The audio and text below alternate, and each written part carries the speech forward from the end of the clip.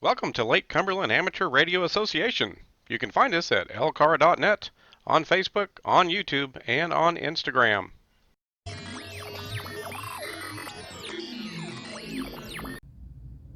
So Chris, let us move into the last topic for this LCAR on the road vlog, so to speak, and let's talk about how ham radio was one of the first maker hobbies. This is one of the most exciting aspects of ham radio for me.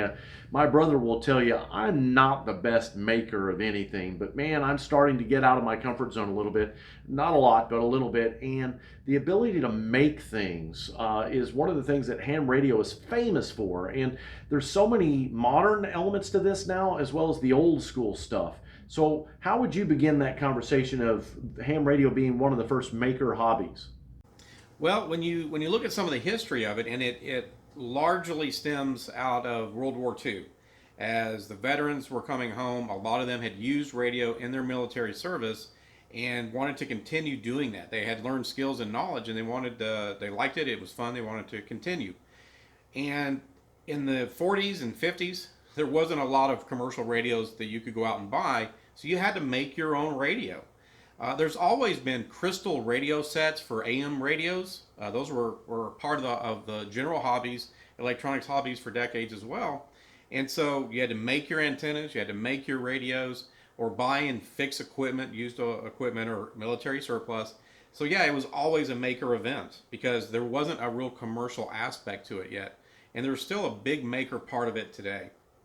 Well, and the radios from yesteryear, we're talking 70 years ago, 60 years ago, 50, 40 years ago, tube based, vacuum tube based. And, a lot of the folks who might be watching this and are much younger, maybe in their teens, their 20s, even their 30s, they've never really seen tube type radios. And those types of radios required much more hands on. I mean, they just did. You had to tune them, you had to wait for them to warm up, all of that stuff.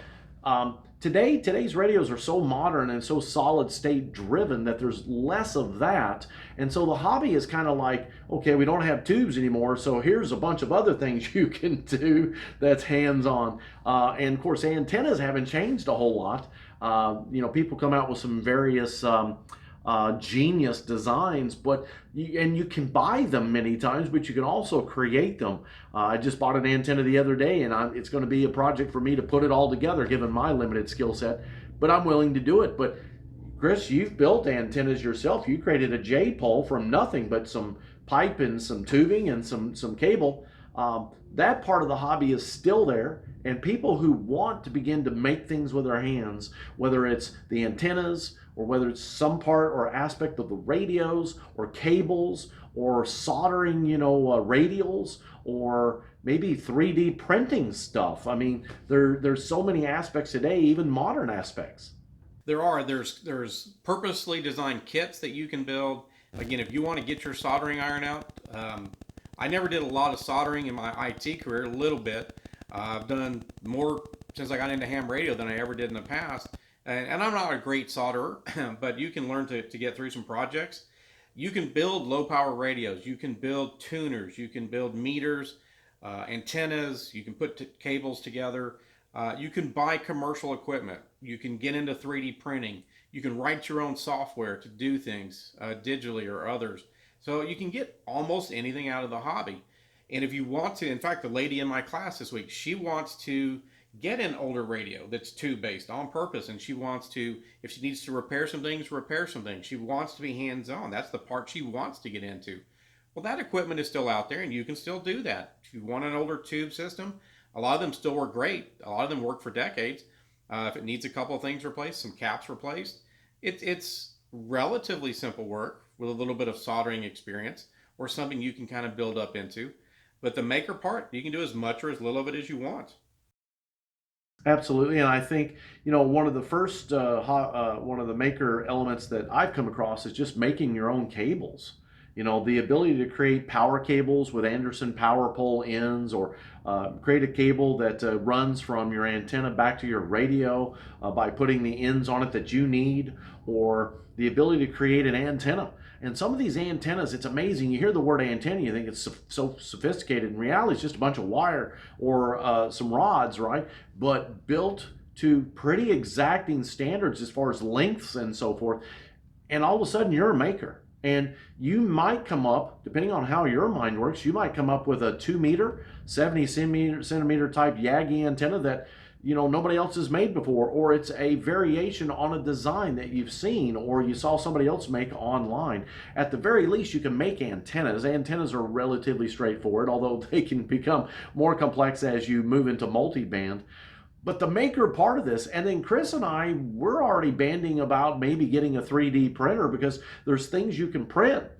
Rails for the sides of your mobile radios. There's a 3D printed part on the back of my 818 that I've got right over here to my right for the power connection on the back of the FT-818. The normal power connection is very fragile. That's built into that radio, but with this 3D printed part that then converts that into an Anderson power pole connection, it becomes way more durable for field use. And so if you're into that maker scene, take advantage of that in ham radio and find a club that does that. And if they don't do the maker side of it, come join us. We're going to be doing a lot of project series, where we're going to be building things in the shop with our Elmers, and they're going to be teaching us stuff. And then Chris and I are going to be also setting up some projects that we want to bring you along. You can buy the same kit and follow us along step by step. That's exactly it. There's a really cool low power, it's called QRP, low power radio kit out of India. It's one of the greatest kits out there, relatively inexpensive. It doesn't typically come with a case. Some people make some nice cases for it, or you can design your own. People build fancy cases for them, put them in lunch boxes, or 3D print a case. What medium do you like to work with? Plastics? Do you like to work with aluminum? The maker part is still alive and well, and it's really only limited by your creativity. People have come up with some really very cool and very interesting cases for things and carry bags. If you like to sew, you could sew some things. You could sew a bag, sew a container. Almost any kind of hands-on activity you like to do, you can apply that to parts of ham radio. So just to kind of end the video tonight, as we're on the road, LCARA on the road this week, Chris, what I would like to kind of end with is getting started with ham. Go out and get you an HT, as Chris talked about earlier. An inexpensive HT. It can be Chinese. Don't let somebody browbeat you into those aren't any good for anything, because they are. They can help you get started, and you don't have to spend a lot of money. You could be, $30 into it and maybe $20 for a simple antenna, and you're ready to go. Number two, join a club. Whether it's local, and hopefully there's a local one near you that you'd be willing to join and pal around or build some friends there. Join our club, LCARA. We're definitely looking for some additional members in our club, because we want to have members not only locally but all over the world. Begin some activities in the ham radio, whether it's activities such as the nets that you can participate, so you can start learning your etiquette and start learning about how to participate. Find out if your club has a field day and start participating in those ways. And then number 4, ham radio is one of the first maker hobbies, and get involved. If you're not into making things, you know what? They pretty much have somebody selling it, and you can just buy it. I'm kind of in that mold, but more so than my brother. My brother is a little bit more on the maker side. And so if you like to make things, take advantage of the maker side of this hobby to get more fun out of this hobby. Chris, what would you like to end with here in the last 30 or 40 seconds? I would just reiterate what you said.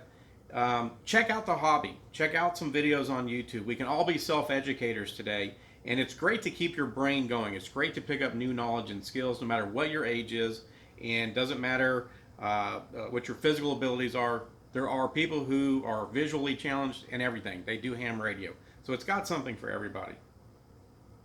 Something for everybody. Don't let anybody tell you this is an old person's hobby. There's a lot of good older people out there willing to teach you how to get started in this hobby. I'm KY4BDP. I'm KY4CKP. And for Chris, I'm Brian. Remember, subscribe, comment, and like the video. Hit that notification bell. We'll see you online in the next vlog, and hopefully a member of the club. Take care, everybody. 73.